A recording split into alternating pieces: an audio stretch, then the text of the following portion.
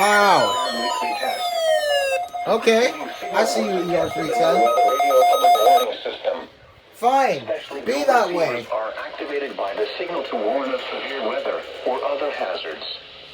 Tests are normally conducted each Wednesday between 11 a.m. and noon, and again between 6 and 8 p.m. If severe weather is expected on Wednesday, the test will be postponed until the next day, weather permitting. Reception of this broadcast, and especially the warning signals, can vary at any given location. This variability, normally more noticeable at greater distances from the transmitter, can result even though you are using a good quality receiver in perfect working order. Warning alarm tones are activated on transmitters for counties where the signal is reliably received, in sufficient strength for consistent and dependable service. For station KIH 26 in Daytona Beach, warning alerts will be activated for Volusia, Flagler, Putnam, Lake, Seminole, Brevard, and Orange counties. For station KIH 63 in Orlando, warning alerts will be activated for Brevard, Lake, Orange, Osceola, Polk, Seminole, and Volusia counties. For station WXG 70 in Melbourne, warning alerts will be activated for Brevard, Indian River, Orange, and Osceola counties. For station WWF 69 in Fort Pierce, warning alerts will be activated for Indian River, Martin, Okeechobee, and St. Lucie counties. This has been a test of the NOAA Weather Radio Public Warning System. We now return to the regular broadcast program.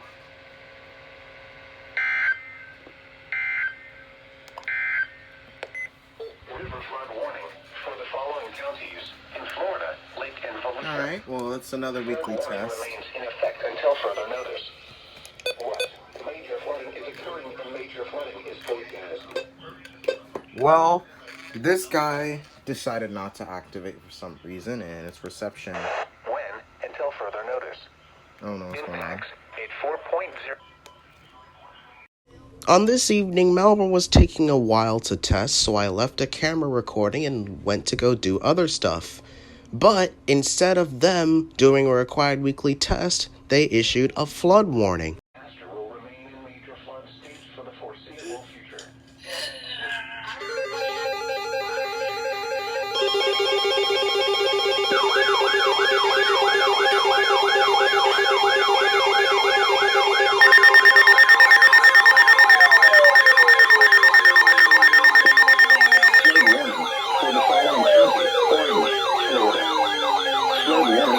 Until 8 p.m. Eastern Daylight Time this evening.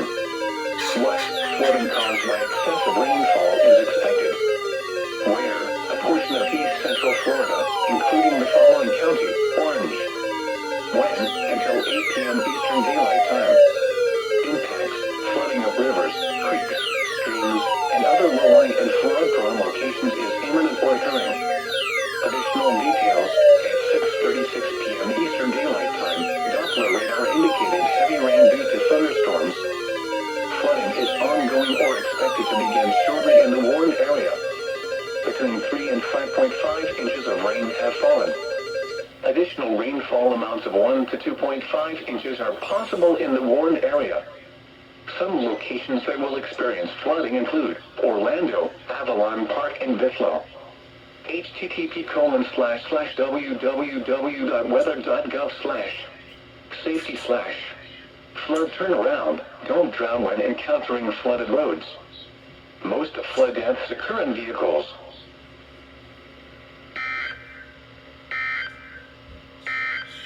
This hazardous weather outlook is for East Central Florida. Day 1, this afternoon and tonight. Thunderstorm impact. Isolated lightning storms will be possible along the coast this morning before chances in Melbourne has issued a severe thunderstorm warning for northwestern Indian River County in East Central Florida, south central Brevard County in East Central Florida, southeastern Osceola County in East Central Florida until 6:15 p.m. Eastern Daylight Time.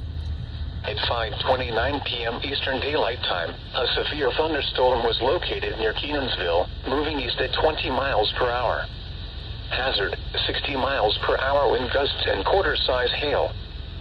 Source, radar indicated. Impact, hail damage to vehicles is expected. Expect wind damage to roofs, siding, and trees. Locations impacted include Palm Bay and Blue Cypress Lake. For your protection, move to an interior room on the lowest floor of a building.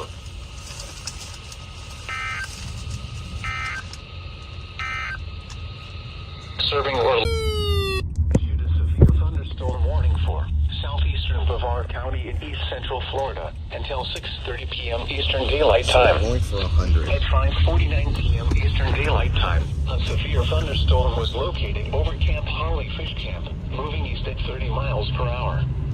Hazard, 60 miles per hour wind gusts and quarter-size hail. Source, radar indicated. Impact, hail damage to vehicles is expected. Expect wind damage to roofs, siding, and trees. Locations impacted include Palm Bay, Melbourne, Malabar, Indialantic, and Camp Holly Fish Camp. For your protection, move to an interior room on the lowest floor of a building. Large hail and damaging winds and continuous cloud-to-ground lightning is occurring with this storm. Move indoors immediately.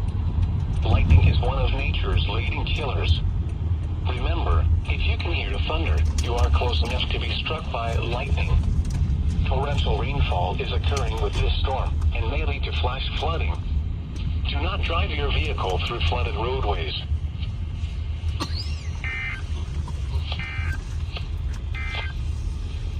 River flood warning. At 6:32 p.m. Eastern Daylight Time, a severe thunderstorm was located over Vero Beach South, moving east at 25 miles per hour.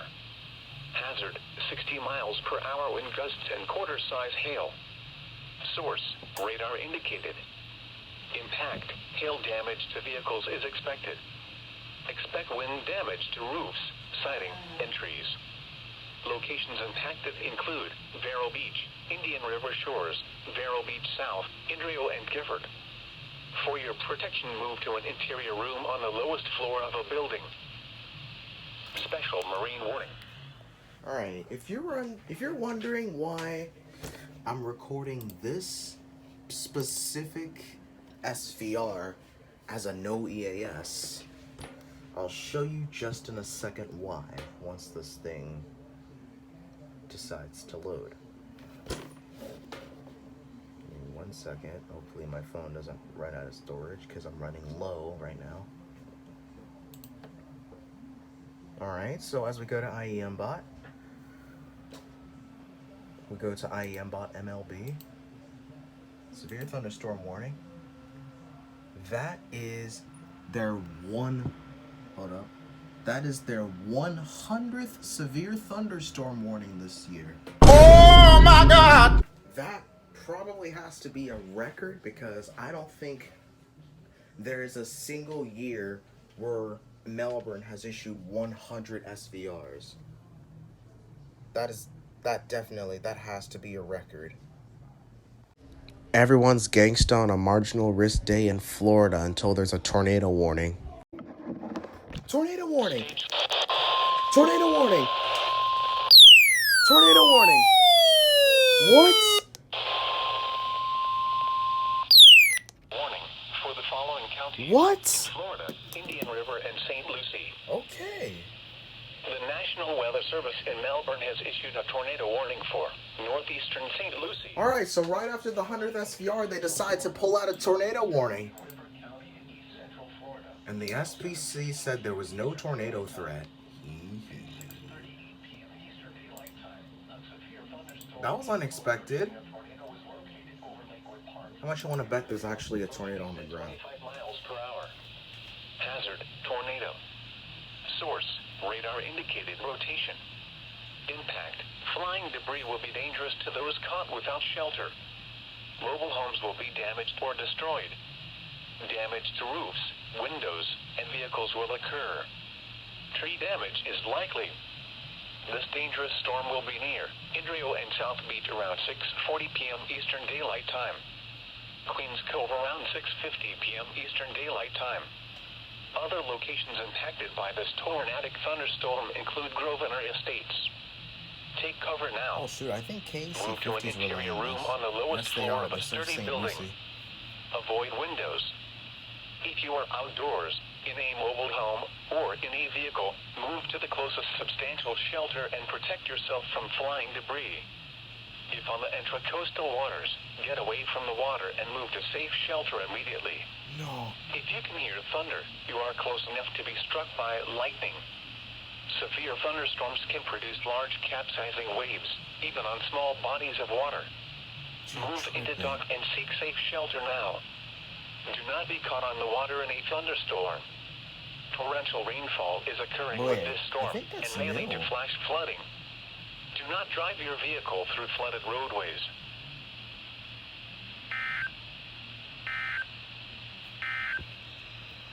River flood warning.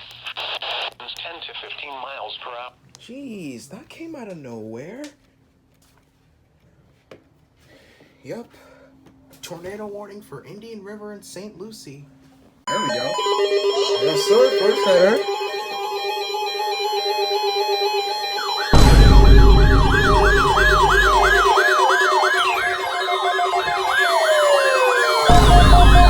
Why is everyone acting?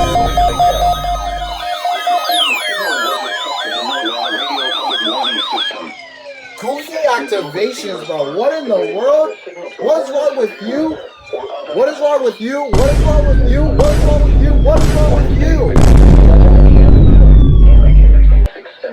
Even the zone guard activated before that. Expected on Wednesday. The test will be postponed until What was that? weather permitting. Reception of this broadcast, and especially the warning signals, can vary at any given location. This variability, normally more noticeable at greater distances from the transmitter, can result even though you are using a good quality receiver in perfect working order. Warning alarm tones are activated on transmitters for counties where the signal is reliably received in sufficient strength for consistent and dependable service. For station KIH 26 in Daytona Beach, warning alerts will be activated for Volusia, Flagler, Putnam, Lake, Seminole, Brevard, and Orange counties. For station KIH 63 in Orlando, warning alerts will be activated for Brevard, decided to Lake, randomly go to Orange, two bars. Osceola, You Cook, can't see it. Seminole, and Volusia counties. For station Goofy all blurry WFK screen. in Melbourne, warning alerts will be activated for Brevard, Indian River, disappointed. Orange, and Osceola counties. For station WWF69 in Fort Pierce, warning alerts will be activated for Indian River, Martin, Okeechobee, and St. Lucie counties. This has been a test of the new Atlanta Radio Public Warning System. We now return to the regular broadcast program.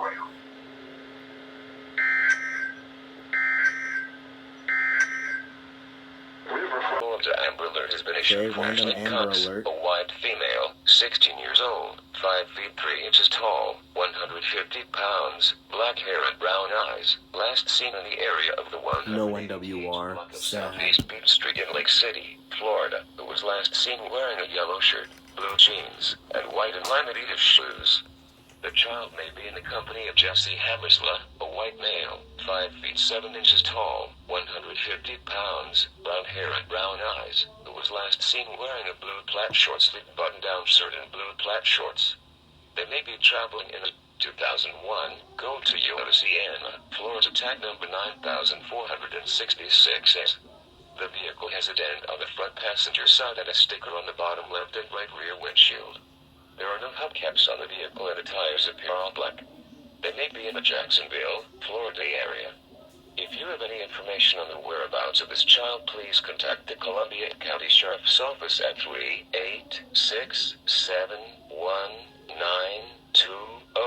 386-719-2005 or 911.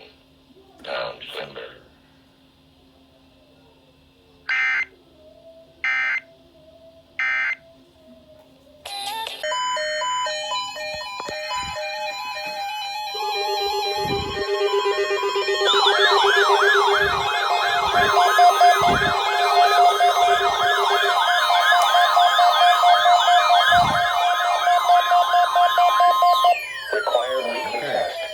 You know what? Forget you. The signal was a test of the new radio public warning system. Specially built receivers are activated by the signal to warn of severe weather or other hazards. Tests are normally conducted each Wednesday between 11 a.m. and noon, and again between 6 and 8 p.m. If severe weather is expected on Wednesday, the test will be postponed until the next day, weather permitting. Reception of this broadcast, and especially the warning signals, can vary at any given location. This variability, normally more noticeable at greater distances from the transmitter, can result even though you are using a good quality receiver in perfect working order. Warning alarm tones are activated on transmitters for counties where the signal is reliably received, in sufficient strength for consistent and dependable service. For station KIH 26 in Daytona Beach, warning alerts will be activated for Volusia, Flagler, Putnam, Lake, Seminole, Brevard, Kinda and forgot this Orange guy existed. counties. For station KIH 63 in Orlando, warning alerts will be activated for Brevard, Lake, Orange, Osceola, Polk, Seminole, and Volusia counties. For station WXJ70 in Melbourne, warning alerts will be activated for Brevard, Indian River, Orange, and Osceola counties. For station WWF69 in Fort Pierce, warning alerts will be activated for Indian River, Martin, Okeechobee, and St. Lucie counties. This has been a nice test of the wireless. NOAA Weather Radio Public Warning System. Which is what KPS We and now return KHP to the might be regular doing soon. broadcast program.